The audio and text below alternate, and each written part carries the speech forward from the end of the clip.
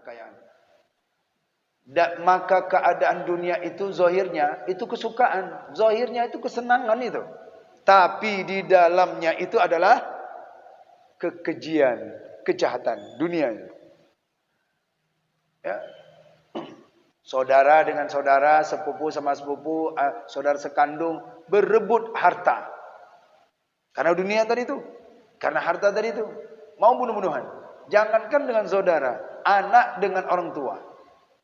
Gak dapat dia beli mobil, ngamuk.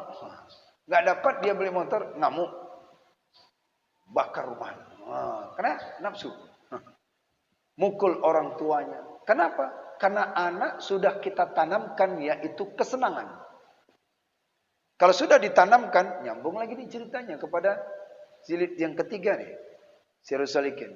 Bila sudah ditanamkan di dalam hatinya itu yaitu nafsu, maka nanti efeknya kepada kita. Karena dunia ini ada yang senang, ada yang di dalamnya itu ternyata jahat. Dunia ini jahat. Tapi tak boleh kita katakan karena ada hadis Nabi, ad-dunya mazra'atul akhirah. Dunia itu adalah ladang bagi kita untuk akhirat. Tapi bagaimana cara menyikapinya? Menyikapi dunia ini apakah boleh kita kaya? Boleh, tak ada masalah itu kaya. Tapi bagaimana kekayaan kita itu menjadi tabungan kita untuk akhirat? Ada dia kekayaannya, gajinya separuh ini untuk masjid, separuh ini untuk fisabilillah, separuh ini untuk akhirat. Ada. Ini dia memanfaatkan. Ada senang, ada yang jahat. Ada kejahatannya. Dan inilah menegahkan Rasulullah sallallahu alaihi wasallam. Kata Rasul mencegah ini, dicegah oleh Rasul. Perkataan Nabi dengan perkataan Nabi. Apa kata Nabi? Daripada melanjutkan nazar kepadanya. Ditegahkan, jangan engkau menilik terus. Bisa bahaya. Pak, maaf Pak. Ada ulama tasawuf mau dah kita pahamkan. Alam ini, akuan ini, jadi jangan sampai tidak tahu lagi ya. Ya, kalau yang ngaji ikam pasti dia tahu akuan, kaun ini. Akuan itu ibaratkan durian. Durian dia ketawa dia. Itu ibaratkan durian. Rasanya sedikit enak. Tapi bila banyak membahayakan. Al-Quran menyebutkan bila dari langit kama in anzalna ma'as sama'i, seperti mana air yang turun dari langit. Itu kita minta sambil doa tuh, Allahumma shayyiban nafi'an, Allahumma shayyiban nafi'an, kita doa. Begitu turun hujan, banjir. Musibah itu. Jadi mereka akan banjir. Aduh, banjir pula rumah. Hujan saja, enggak kering pula jemuran. Jadi nafsu balik itu kan. Nah, ada kalanya dia senang, ada kalanya itu keji di dalamnya. Bagi orang yang memandang ini, berarti ada rahasia di dalamnya ini. Nah, ini makanya keadaan dunia itu zahirnya kesukaan.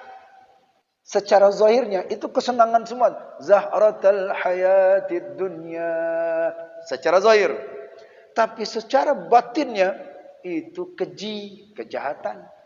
Bukan kejahatan apa? Kriminal dalam batin kita tuh. Baik, lanjut.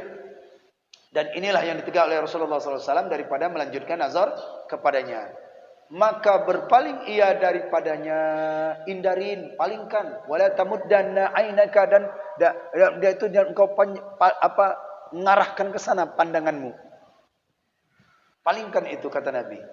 Maka adalah ia daripada sekira-kira zahirnya amat manis. Sebenarnya manis itu enak, lezat, kelezatan di dunia itu, waduh, lezat. Dan daripada batinnya itu amat keji. Nah, ini maksud kata Nabi. Jahat. Keji. Oke, kita tuntaskan sedikit. maka nafsu itu tilik ia pada perhiasannya yang zahir, taghir, terpedaya ia dengan dia. Dia lihat dengan zahir itu ternyata dia terpedaya. Maka membinasakan ia akan dia. Membinasakan akan dia, terpedaya. Kalau dia sudah terselubungkan nafsunya itu oleh dunia, dia sudah kena tipu daya. Dan hati itu menilik ia kepada jahatnya yang batin. Hatinya itu sudah melihat ternyata jahatnya yang batin. Ternyata di alam ini jahat rupanya, yang batin. Maka diiktibarkan dengan dia, maka sejahteralah daripada kejahatan. Artinya, kalau dia ambil pelajaran, ternyata dia selamat, sejahtera, selamat daripada kejahatan itu. Beruntung Pak, kita ini sudah diselamatkan Allah ini kita ini. Ya, enggak mengejar dunia.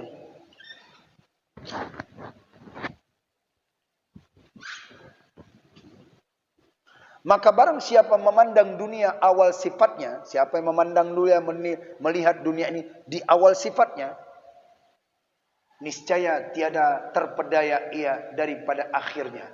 Dari awal dia mulai ini, dari mulai dia balik misalkan, belajar tentang agama, tentang masalah dunia ini, ternyata sifatnya sementara, di akhirnya dia akan selamat. Dan barang siapa mengetahui daripada batin hakikatnya dunia ini, niscaya tidak ujub ia pada zahirnya. Kalau orang yang memandang bahwasanya dunia ini secara hakikatnya dia pandang, dia tilik dengan mata batinnya, orang itu enggak sombong, enggak bangga diri. Apa yang boleh dibanggakan itu punya Allah itu semua itu. Apa dibanggakan? Diambil Allah sebentar sudah. Gitu. Kesenangan-kesenangan itu punya Allah. Kalau orang yang sudah memandang dengan hatinya, itu tidak ada merasa kebanggaan. Harta yang ini harta yang kita dititipkan ini. Kalau rumusnya zaman sekarang ini, itu dengan rumus tukang parkir. Tukang parkir tuh, itu lebih dipakaikan tuh. Makanya kalau kenapa? Dia tidak merasa memiliki, tetapi merasa dititipin. Apa ada orang terparkir begitu mobil diparkir di situ, datang yang punyanya, "Bapak, ini udah punya saya nih. Ini lapak saya Bapak parkir ini. Bapak letak ini. Ini mobil saya." Tapi ketika datang yang empunyanya mengambil, silakan Pak, malah dia menuntun. Mundur. Sana Pak. Makasih Pak ya. Makasih pula lagi. Itu bila dipandang. Harta yang kita miliki, dunia yang kita miliki ini, bila diambil oleh Allah, orang yang berakal itu dia memandang inna lillahi wa inna ilaihi raji'un. Kembali kepada Allah. Itu milik Allah. Lillah, hak Allah. Itu makna yang sebenarnya. Inna lillahi, sesungguhnya hak Allah, milik Allah. Wa inna ilaihi raji'un, dan kembali kepada hak Allah. Bukan berarti orang yang meninggal saja innalillah. Hilang barang innalillah. Semua apa saja innalillah. Ada orang jauh dari agama, menghina-hina agama, innalillah. Itu termasuk. Nah, dia termasuk daripada hakikat bila mandang dia. Dia tidak lagi ada ujub bangga diri terhadap harta yang dimiliki.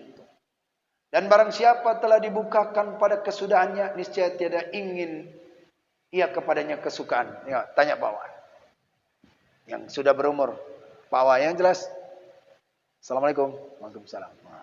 Ya kan? Ada ingin lagi enggak kekayaan-kekayaan? Mau mobil lagi Pak Wan? Ada enggak rasa keinginan kekayaan lagi? Kalau enggak ada.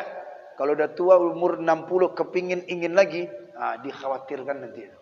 Kalau sudah berumur ini kekayaan ingin lagi, udah. Itu alamat nanti tanda-tanda di akhir hayat itu enggak tahu lagi. Enggak tahu kita. Makanya kalau orang yang sudah terbuka hatinya itu enggak selera lagi Pak. Untuk mencari, udah kita cukup, apa saja yang kita miliki, bersyukur kita nih. Apa yang mau kita cari lagi? Mobil itu tinggal, harta itu tinggal, istri itu tinggal. Siang malam kita carikan harta kita tidak cari harta, kita tidak ibadah, tidak sempat lagi duduk majelis ilmu, tidak sempat lagi kita memakmurkan masjid, tidak sempat lagi berdialog, mendatangkan orang-orang soleh, orang alim, tak sempat lagi meninggal, itu harta dipuaskan oleh daripada istri. Bukan dipuas, itu dipuas dipakainya nggak apa-apa Pak Wah. Ini nikah lagi dia. Anak lajang pula lagi tuh. Coba bayangkan Pak Wah. Datang itu anak yang masih muda pula tuh. Masuk ke rumah, harta yang kita cari dia yang nikmatin. Nah, bayangkan. Nah, ini bila orang yang sudah terbuka mata batinnya, dia nggak ada rasa ingin lagi tuh. Dia cari hanya sekedar untuk menguatkan ibadahnya, itu baru. Menguatkan ibadahnya. Tidak ada selera lagi Pak. Didatangkan kali dunia, maaf, saya cukup segini saja. Diminta kerja, Pak, tolong Pak, ambil. Misalnya ada orang membawakan air ya, minta air. Karena airnya, rupanya datang lagi dunia. Kalau Bapak tuh amanah loh, kalau suruh ngambil air, didatangkannya air. Datanglah, datang. Ambil sana lagi, air untuk minum. Ketika Bapak ini ada yang pelanggan lagi, ada pelanggan lagi yang ini, Pak, tolong Pak, ini ambil air lagi Pak. Apa jawabnya? Kalau dia sudah memandang dengan mata batinnya, maaf Bu, sholat Allah sudah manggil. Saya nggak terima lagi. Allah sudah manggil. Saya tinggalkan dulu Pak ya. Saya tinggalkan ini. Karena Allah sudah panggil. Saya utamakan kepada Allah. Seperti semalam 3 panggilan. Panggilan Allah sudah manggil lembut. Hayya 'alas shalah. Ayo hambaku. Ada nggak yang punya hajatan? Sini. Ini. Yang dosa mau diampunkan. Ayo datang. Salat zuhur sudah datang nih. Bagi orang yang tidak punya akal. Begitu datang. Ada pembelinya azan. Nanti ajanan. Waktu kan masih panjang katanya. Zuhur masih panjang, 1:30 bisa kok. Jam 2 bisa. Betul, waktu masih ada. 2:30 dilalaikan dia dengan dunia itu. Di saat itu ada orang, di saat ketika azan, ketika belum berkumandang, itu tak ada orang belanja. Tapi di saat ada azan, tidak berkumandang, itu orang berdatangan. Ini diuji kita. Berakal nggak ini? Berakal nggak? Kita disibukkan dunia. Saat kita jalan-jalan, orang yang berakal saat itu udah jam 4, dasar kita. Orang tua-tua gitu, kalau tidak memandang tuh dia menjaga waktunya tuh, dasar. Udah kita tinggalin, nggak kemana rezeki nanti datang lagi. Kalau memang bapak ini mau perlu datang, udah. Ini mandangnya. Dan dia tidak ada keinginan lagi, nggak ada keinginan, nggak selera lagi. Dibayar pun berapa pun nggak selera dia lagi tuh. Cukup ini Pak. Inilah yang saya punya ini. Ini yang punya saya. Yang ini bukan saya. Nah, sekarang ambil oleh Bapak lagi harta ini. Saya cuma ini saja. Saya perlu panggilan Allah dulu. Allah udah manggil lembut. Kalau Allah udah panggil kasar, ya Israel, cabut nyawanya tuh. Itu udah kasar tuh balik itu. Nah, satu baris lagi. Maka hasilnya, maka kesimpulan di atas tadi itu, hasilnya, itu kesimpulan. Bahwasannya segala kaun itu sekaliannya zulmah, kegelapan. Zulmah. Alam ini sebenarnya gelap. Hasilnya itu adalah gelap. Zulmatun. Dan aghyar. Aghyar itu terdindingin. Benteng-benteng. Maka nafsu serta aghyar itu tidaklah melihat ia kepada hakikat sekali-kali. Ya. Dunia ini hakikat dia tidak bisa memandang karena dia gelap. Dan kolbu itu, ini kesimpulannya, kolbu itu jikalau melihat ia kepada aghyar, maka melihat ia akan dia dengan ainul haq. Walaupun ini sudah terdindingkan dengan tirai, karena dia mandang dengan hati, itu tembus tuh siapa-siapa yang hadir di situ. Tahu dia.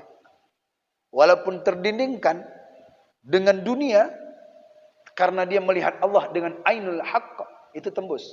Walaupun dunia tidak mau membisikkan untuk menyelubungin nafsunya, tapi dia nggak memandang, nggak ingin lagi. Dia tetap lurus saja.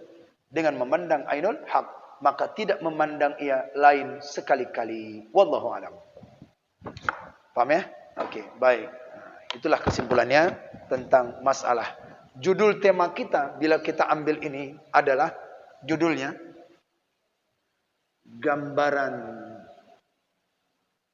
gambaran alam secara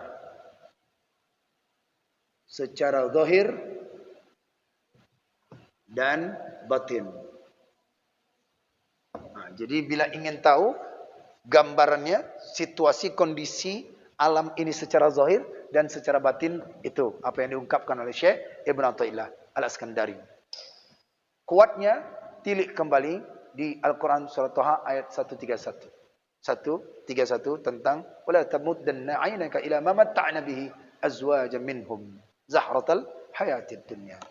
Wallahu a'lam bissawab. Itu saja.